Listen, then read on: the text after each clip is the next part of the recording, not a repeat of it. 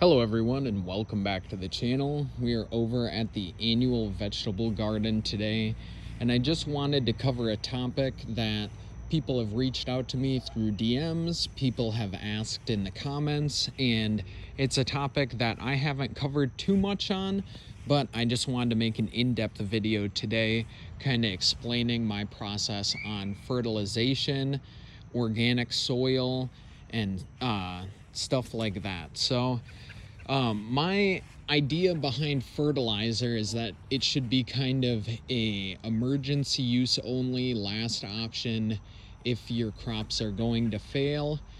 I usually prefer to build up a large compost and kind of create a living soil matter within my garden, so then I don't need to use topical fertilizers or any added nutrients. Now, every once in a while, I do have some nutrient deficiencies pop up that I will topically hit.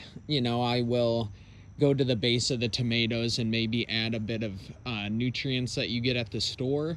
But I am a firm disbeliever in applying fertilizer over the whole garden. I think it's wasteful. I think it can cause runoff. And so when you look to the far side of my garden, you will see the compost pile. And the biggest thing you see in there is grass clippings. We got some eggshells. I have some strawberries and some other produce cut-offs that are thrown in there. And usually our compost sits for a year. And then after a year, we spread it into the soil with a tiller.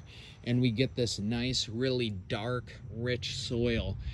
You dig into that soil and it's got earthworms, it's got tons of bugs, fungi, and other microorganisms. So the soil is alive. It's sapping nutrients out of mulch. It's getting added nitrogen from some of the nitrogen fixing plants. So this is a working, living, organic garden. And this is kind of how you can do it if you don't want to have to fertilize your plants. To me, it's a much simpler thing just to be able to plant things in the garden, water them, and not have to worry about nutrients, because all of the nutrients have been provided through the compost. A lot of my composting methods involve getting things from my day-to-day life. So food scraps, lawn clippings. I'll use ash from my campfire if I think the compost is too acidic.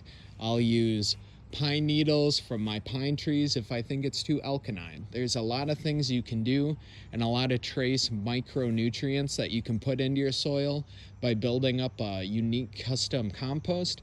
So that's my long-winded rant on fertilizer and why I think you should build a living, organic, compost-oriented soil that in the long run will benefit your plants. As you can see, everything in here is happy and healthy, and I don't have to put any topical fertilizers on.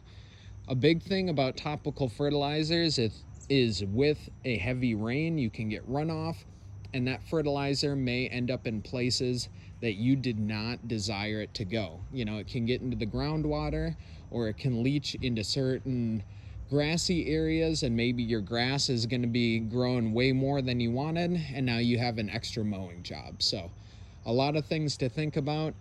Don't just be spraying chemicals all over your yard. Do the hard work, do it right, and you'll get great results. Thanks.